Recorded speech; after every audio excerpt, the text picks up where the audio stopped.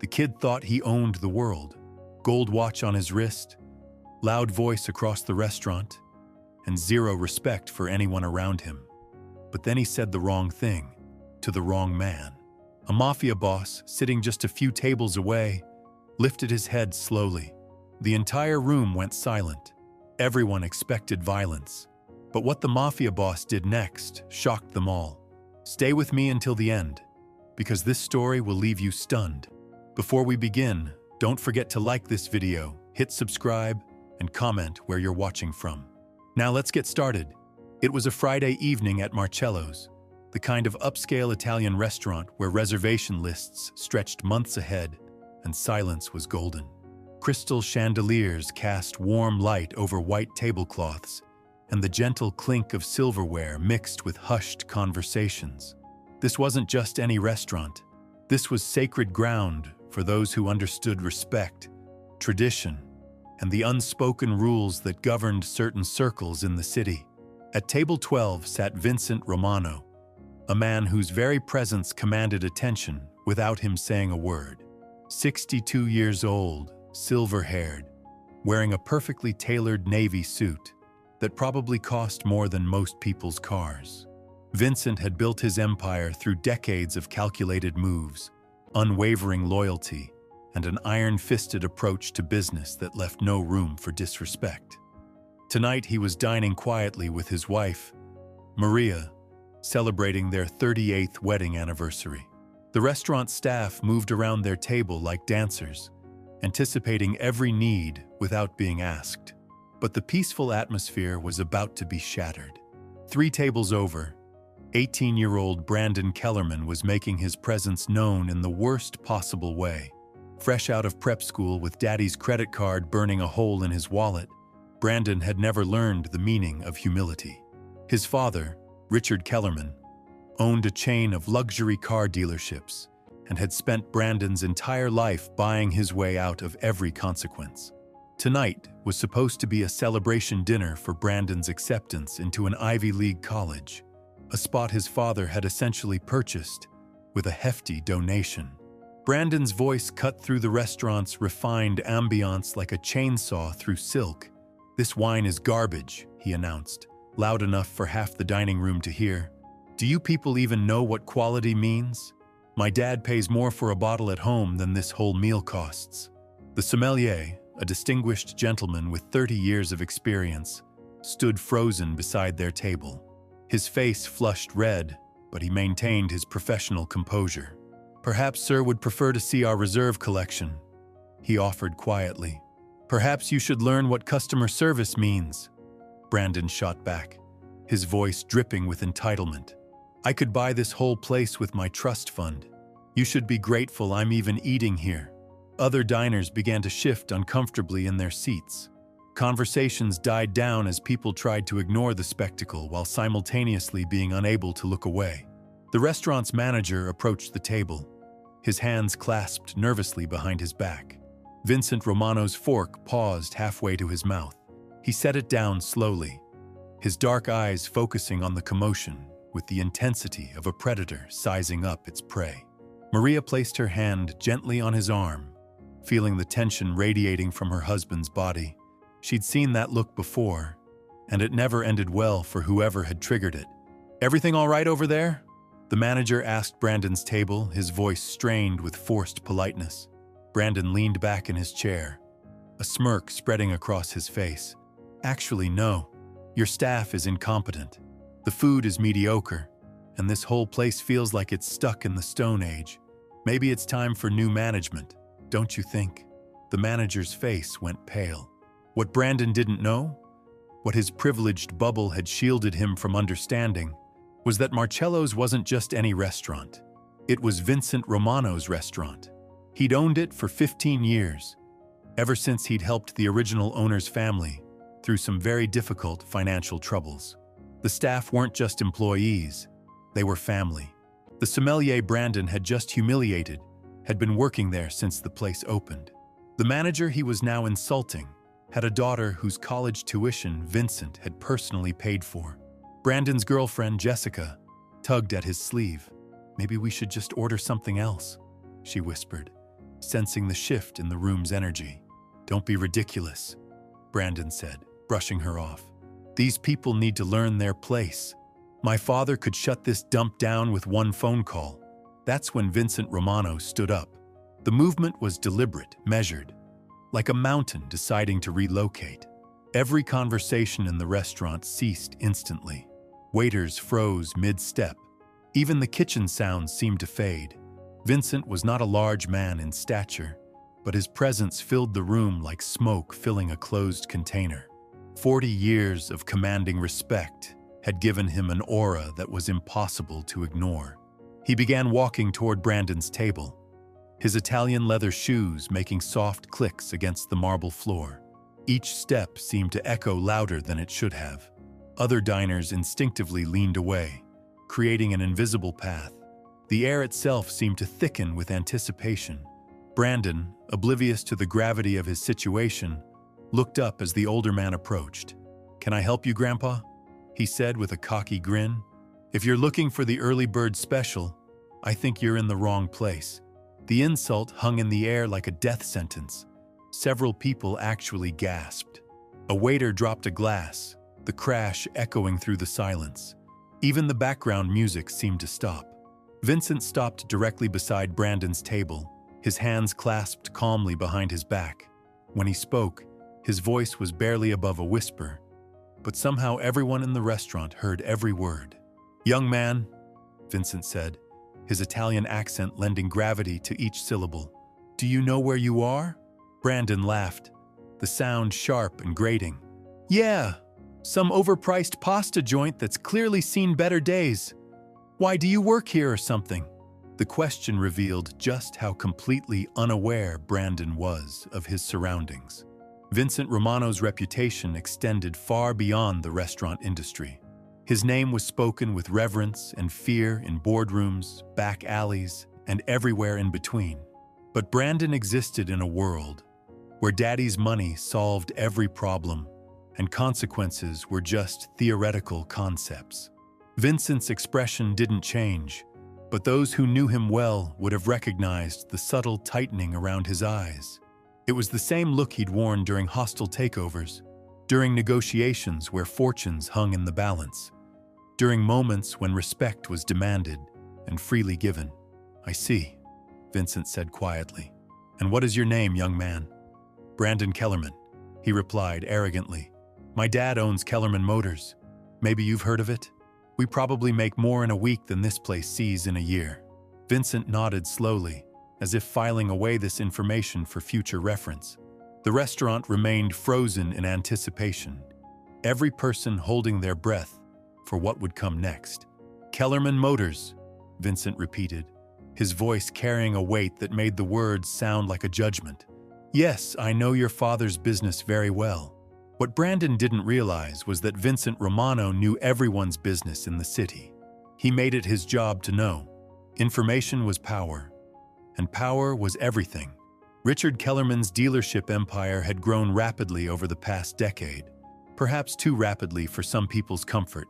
There had been whispers about cut corners, shady financing deals, and employees who asked too many questions, suddenly finding themselves unemployed.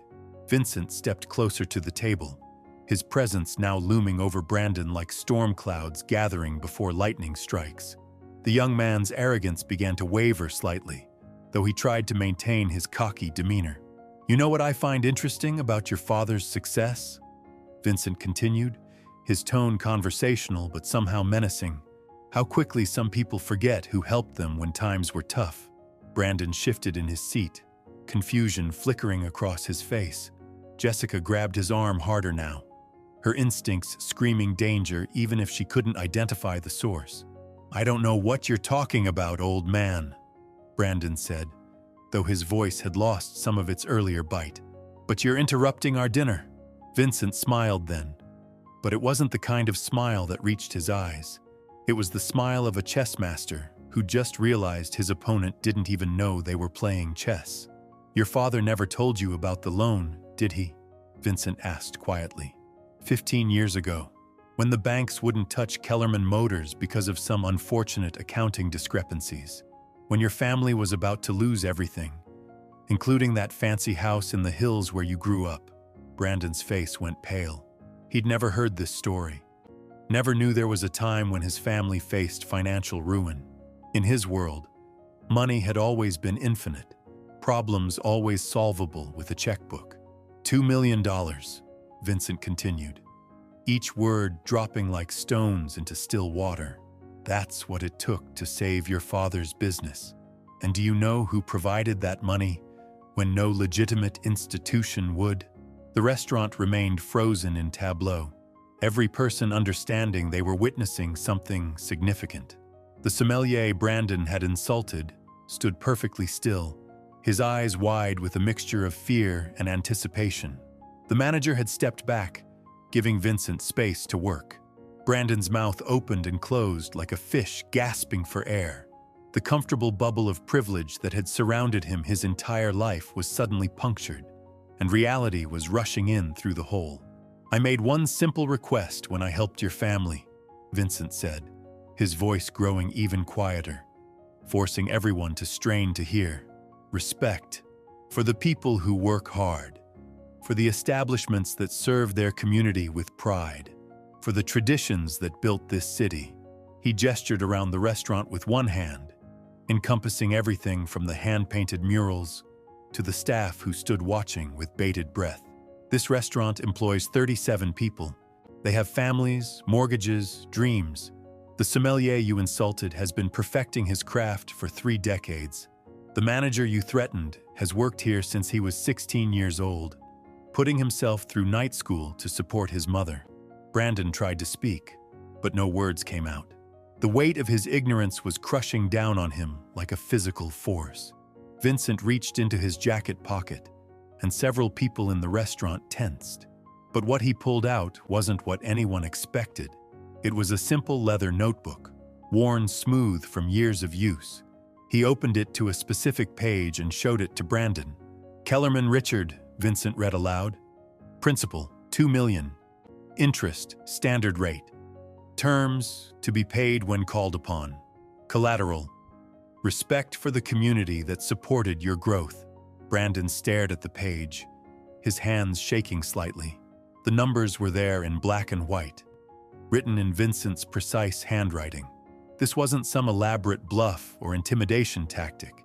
This was documentation of a debt his family owed, a debt that apparently came with conditions beyond mere money.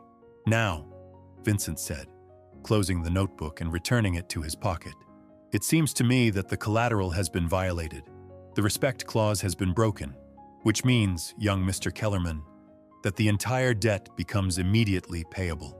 The color drained completely from Brandon's face. $2 million, plus 15 years of interest.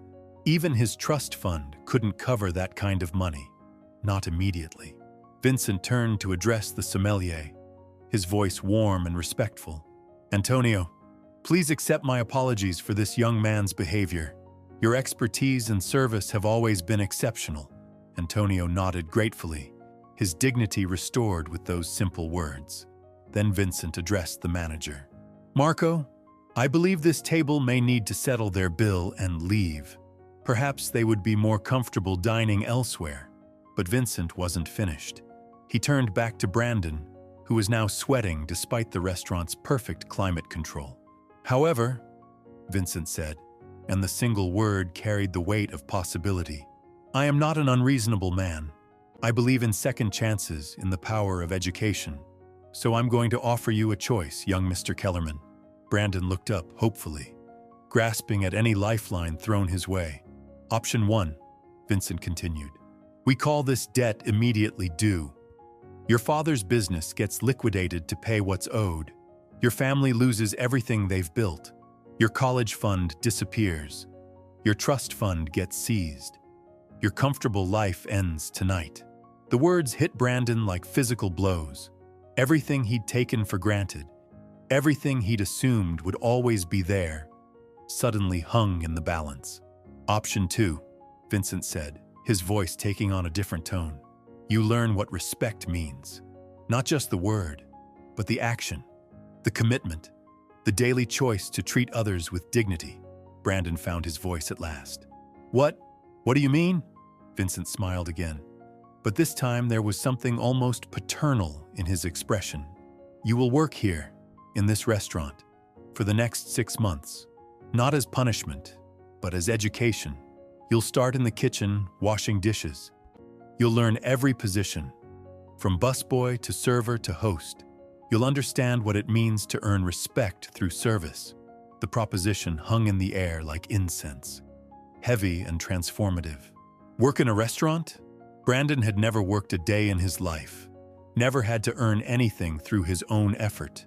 And during those 6 months, Vincent continued, you'll live on what you earn. No trust fund, no daddy's credit card, no safety net. You'll learn what it means to work for every dollar, to appreciate every meal, to understand the value of what others provide for you. Jessica squeezed Brandon's hand under the table, her eyes wide with shock at this sudden turn of events. If you complete those 6 months with dignity, with genuine respect for the work and the people around you, Vincent said, then we'll consider your father's debt satisfied. Not just the money, but the respect clause as well. Your family keeps everything they've built. The choice was stark and simple, but the implications were enormous. 6 months of actual work, of humility, of learning what the real world looked like for people who didn't have trust funds and family connections. But if you refuse, Vincent concluded, or if you fail to complete the terms with genuine respect, then option 1 becomes automatic. Everything your family has built disappears overnight. Brandon sat in stunned silence, his mind reeling with the magnitude of what was being offered. Around the restaurant, staff members watched with fascination, some barely suppressing smiles at the poetic justice unfolding before them. This wasn't the violence anyone had expected when Vincent Romano stood up from his table. This was something far more sophisticated, far more devastating to someone like Brandon than any physical confrontation could have been. Vincent leaned back slightly, giving Brandon space to process the weight of his decision. The restaurant remained suspended in this moment of reckoning, every breath held, every eye focused on the young man who had walked in thinking he owned the world, and now faced losing everything he'd taken for granted. Brandon's hands trembled as he reached for his water glass, his mouth suddenly dry as sand. The golden watch on his wrist, a graduation gift worth more than most people's monthly salary, now felt like a shackle binding him to a life he'd never questioned until this moment. His designer clothes, his perfect haircut, his entire carefully crafted image seemed suddenly ridiculous in the face of Vincent's quiet authority. "I need to think," Brandon stammered, his voice cracking like a 13-year-old boy instead of the confident young man who'd walked through those doors an hour earlier. Vincent's expression remained unchanged, but there was something almost gentle in his eyes now. "Of course," he said quietly. "This is not a decision to make lightly, but understand, young Mr. Kellerman, that time has a way of making decisions for us when we hesitate too long." He gestured toward his own table, where Maria sat watching with the patience of a woman who'd seen her husband navigate countless delicate situations over 4 decades. "I'll give you until I finish my anniversary dinner with my wife. When we're ready to leave, you'll give me your answer." The timeline hit Brandon like a physical blow. An hour, maybe less, to choose between everything he'd ever known and a future that terrified him beyond description. 6 months of actual work, of earning minimum wage, of discovering what life looked like without the safety net of family wealth. Jessica leaned close to his ear, her voice barely a whisper. "Brandon, maybe we should call your dad." But even as she said it, Brandon realized the futility of that suggestion. If Vincent Romano's story was true, if his father really owed this man $2 million plus 15 years of interest, then Daddy's money couldn't solve this problem. In fact, calling his father might make everything worse, might trigger the immediate collection of the debt that would destroy his family's empire overnight. Vincent returned to his table with the same measured steps he'd used to approach Brandon's. The restaurant slowly began to breathe again, conversations resuming in hushed tones. staff members moving with renewed purpose, but the energy had fundamentally shifted. Everyone understood they'd witnessed something profound, a moment where privilege met consequence and the universe demanded an accounting. At his table, Vincent cut into his osso buco with surgical precision, each movement deliberate and controlled. Maria watched her husband with the knowing look of a woman who'd seen him orchestrate similar life lessons before. "You're enjoying this," she said softly in Italian, a small smile playing at the corners of her mouth. Vincent paused, considering her words. "Perhaps," he admitted, "but not for the reasons you might think. That boy reminds me of someone I used to know, someone who thought the world owed him everything, and respect was something you could buy." Maria raised an eyebrow. "Someone you used to know." Vincent's eyes grew distant for a moment. "My nephew, Tony. 20 years ago. He had that same arrogance, that same entitlement. Thought being family meant he could treat people however he wanted." He took a sip of wine, savoring the memory and the vintage equally. "I gave him a similar choice. 6 months working construction, earning his way, learning what sweat actually felt like. And?" Maria prompted, though she already knew the answer. "He runs 3 legitimate businesses now, employs over 100 people, treats every worker like family, because he remembers what it felt like to be dismissed, to be treated as less than human." Vincent's voice carried genuine pride. "Sometimes the greatest gift you can give someone is the chance to discover who they really are beneath all the privilege." Meanwhile, 3 tables away, Brandon was having the most difficult conversation of his 18 years of life. Jessica had moved her chair closer, creating a bubble of privacy in the public space. "What are you thinking?" she asked, her manicured hand resting on his arm. Brandon stared at his untouched plate, the expensive meal now looking like ash and cardboard. "I'm thinking I don't have a choice," he said quietly. "If what he's saying is true, if my dad really borrowed that money. But 6 months, Brandon, working in a kitchen, washing dishes? What about college? What about your plans?" "What plans?" Brandon's voice carried a bitterness that surprised them both. "My entire life has been planned for me. Private school, summer camps, college, then taking over Dad's business. I've never made a real decision about anything that mattered." Jessica studied his face, seeing something she'd never noticed before. Beneath the arrogance and entitlement, there was something else. Fear, yes, but also curiosity.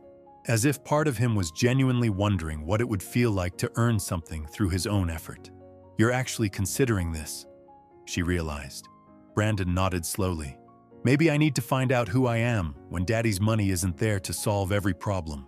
At the bar, Antonio the sommelier was polishing glasses with practiced efficiency, but his attention kept drifting to the drama unfolding in his dining room. He'd worked in restaurants for 30 years, had seen every kind of customer from saints to devils, but something about this situation felt different. Marco, the manager, approached the bar. "What do you think?" he asked quietly. Antonio set down his glass and considered the question. "Mr. Romano is giving that boy something no amount of money could buy," he said finally. "A chance to discover his character. Most people his age never get that opportunity. And if he refuses?" Antonio shrugged. "Then he'll spend the rest of his life wondering who he might have been." The conversation was interrupted by movement from Brandon's table. The young man was standing up, his legs unsteady, his face pale but determined. Jessica remained seated, her eyes wide with a mixture of admiration and terror as she watched her boyfriend walk toward Vincent Romano's table. The restaurant fell silent again, sensing another pivotal moment. Brandon's footsteps echoed against the marble floor, each one seeming to mark the end of one life and the potential beginning of another. He stopped beside Vincent's table, his hands clasped behind his back in unconscious mimicry of the older man's posture. When he spoke, his voice was barely above a whisper, but the words carried across the hushed dining room. "Mr. Romano," he began, "I accept your offer."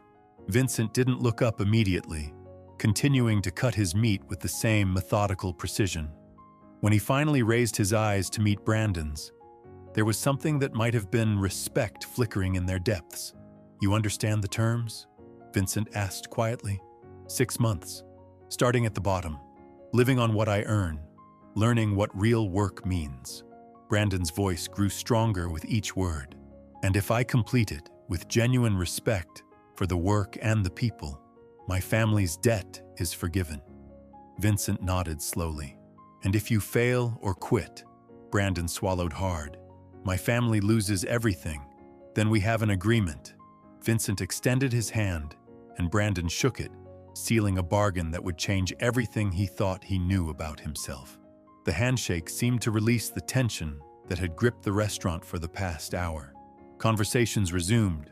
Staff members smiled genuinely for the first time since Brandon's outburst, and the evening began to feel normal again. But for Brandon Kellerman, normal was now a foreign concept. As he returned to his table to face Jessica and figure out how to explain this to his parents, he realized that his real education was about to begin. Not the kind that came from textbooks or lecture halls, but the kind that came from learning what it meant to earn respect. One dish, one table, one shift at a time. Vincent returned to his anniversary dinner, but his thoughts were already moving ahead. Tomorrow, he would make some calls, arrange for Brandon to start his new life. He would ensure the young man had a small apartment within walking distance of the restaurant. Nothing fancy, just clean and safe. He would speak to Marco about creating a training program that would teach Brandon not just the mechanics of restaurant work, but the dignity inherent in honest labor. Most importantly, he would be watching. Not to catch Brandon failing, but to see if the young man could discover something valuable beneath the layers of privilege and entitlement. Vincent Romano had built his empire on understanding people, on seeing potential where others saw problems. And despite everything that had happened tonight, he sensed something worthwhile in Brandon Kellerman. Something that 6 months of real work might be able to uncover. The question was whether Brandon had the courage to dig deep enough to find it. The next morning arrived like a cold slap of reality. Brandon woke up in his king-sized bed, Egyptian cotton sheets tangled around his legs, and for a brief moment, everything felt normal. Then the memory of Vincent Romano's quiet voice crashed over him like a tsunami. 6 months, starting today. No trust fund, no safety net, no daddy to call when things got difficult. His phone buzzed with 17 missed calls from his father and 43 text messages that ranged from confusion to fury to desperate pleading. Richard Kellerman had apparently spent the night making frantic calls, trying to understand how his son had managed to jeopardize everything the family had built. But every door he knocked on, every favor he tried to call in, led back to the same conclusion. Vincent Romano wasn't just any businessman. He was the businessman. The man whose approval could make or break enterprises across the city. Brandon's hands shook as he scrolled through his father's messages. The final text, sent at 4 in the morning, contained just 8 words that shattered any remaining illusions about his family's independence. "We owe him everything. Do exactly what he says." By 7 a.m., Brandon stood outside Marcello's back entrance, wearing jeans and a plain white t-shirt that felt foreign against his skin. His designer sneakers looked ridiculous next to the practical work boots of the other staff members filing through the employee entrance. Marco greeted him with a mixture of sympathy and curiosity, handing him a hairnet and an apron that smelled of industrial detergent. "Kitchen first," Marco explained, leading Brandon through a maze of stainless steel and organized chaos. "Luis runs the dish pit. He's been here 12 years, worked his way up from where you're starting. You listen to him, you respect him, and maybe you'll survive your first week." Luis Mendoza was a compact man in his 40s with calloused hands and kind eyes that had seen everything twice. He spoke with a slight accent, his English precise but careful, each word chosen deliberately. When Marco introduced Brandon as the new dishwasher, Luis studied the young man with the intensity of a jeweler examining a questionable diamond. "You ever work in a kitchen before?" Luis asked, already knowing the answer from Brandon's soft hands and confused expression. "No, sir," Brandon replied, the respectful address feeling strange in his mouth but somehow necessary. Luis nodded, unsurprised. "First rule, keep up. The plates come back dirty, they go out clean. No exceptions, no delays, no excuses. Second rule, everyone depends on everyone else. You slow down, the whole machine breaks. Third rule," he paused, fixing Brandon with a steady gaze. "Pride in the work. Doesn't matter if you're washing dishes or running the place. Do it right. Do it with respect. Or don't do it at all." The first load of breakfast dishes hit Brandon like a physical assault. Grease-covered plates, coffee-stained cups, pans crusted with food that seemed welded to the metal. His hands, soft from a lifetime of manicures and moisturizer, cracked and burned in the harsh chemicals. Steam rose from the industrial dishwasher, turning the kitchen into a humid hell that left his clothes soaked with sweat within the first hour. By 10 a.m., Brandon's lower back screamed in protest from bending over the deep sinks. His shoulders ached from lifting bus tubs loaded with dirty dishes. The noise was overwhelming. A constant symphony of clattering plates, shouting cooks, and hissing steam that made his head pound. This wasn't the genteel world of his family's country club, or the quiet luxury of five-star restaurants where he'd dined as a customer. This was the engine room of hospitality, raw and unforgiving and absolutely essential. During his 15-minute break, Brandon slumped against the back wall of the restaurant, his designer jeans stained with dishwater and food scraps. His phone buzzed with messages from friends asking about college plans, party invitations, and casual conversations about weekend trips to the Hamptons. The disconnect between their reality and his new world felt like looking through a window at a life that belonged to someone else. Jessica had texted 12 times, each message more worried than the last. Her final message read, "My parents want to know if you've lost your mind. Call me when you can explain what's happening." But Brandon couldn't explain what was happening because he didn't understand it himself. All he knew was that Luis had shown him more respect in 4 hours than most adults had shown him in his entire privileged life. The older man didn't care about Brandon's last name or his family's money. He cared about whether Brandon could keep up, whether he could learn, whether he had the character to push through when everything hurt and the work seemed impossible. Vincent Romano appeared in the kitchen during the lunch rush, moving through the chaos with the confidence of a man who understood every aspect of the operation. He wore a simple black suit, but somehow managed to look completely at home among the stainless steel and controlled pandemonium. The kitchen staff nodded respectfully as he passed, their acknowledgement genuine rather than fearful. He stopped beside the dish pit, watching Brandon struggle with a particularly stubborn pan. The young man's movements were clumsy but determined, his face flushed with heat and effort. Vincent observed for several minutes, noting the way Brandon asked Luis for advice, the way he apologized when he dropped a plate, the way he kept working despite obvious exhaustion. "How's he doing?" Vincent asked Luis quietly.